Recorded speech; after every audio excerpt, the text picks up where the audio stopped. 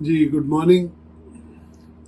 آج کے لیے خداوند کے کلام میں سے ہم پڑھیں گے زبور 4 اور اس کی آخری آیت. کلام میں لکھا ہے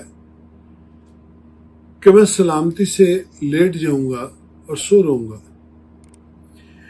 مجھے یہ بہت زبردست لگتا ہے، اس لیے کہ آج کے دور میں ہم دیکھتے ہیں لوگ کہتے ہیں مجھے نیند نہیں آتی،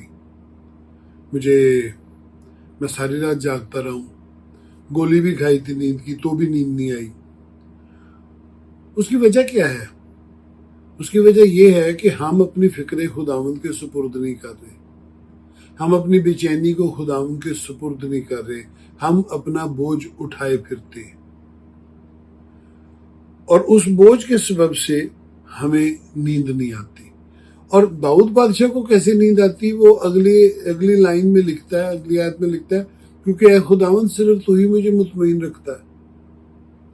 جب داؤد بادشاہ اپنی ساری فکریں اس پر ڈال دیتا ہے تو خداوند اس کو تسلی دیتا ہے کہ اے میرے بیٹے تو نہ گھبرا، تو مت ڈر، میں ہی تیرا اجر اور میں ہی تیری سپر ہوں. اور کیونکہ داؤد بادشاہ جانتا ہے، حقیقت میں جانتا ہے کہ خداوند سچا ہے اور وفادار ہے، وہ اطمینان رکھتا ہے، وہ اپنے اندر یقین رکھتا ہے، وہ اپنے اندر تسلی رکھتا ہے. آج ہم بھی، ہمارے پاس کلیسیائی تاریخ بھری پڑی ہے ان ایمانداروں کے ذکر سے جو خداوند پر بھروسہ رکھتے آئے. اور شاید جارج مولر کا واقعہ ہے کہ وہ سفر کر رہا تھا، بحری سفر، اور جہاز رک گیا کیونکہ دھند بہت تھی سمندر کے اوپر. اور جو جہاز کا کپتان تھا اس نے اس کو کہا کہ 3 دن لگیں گے اس دھند کو ختم ہونے میں.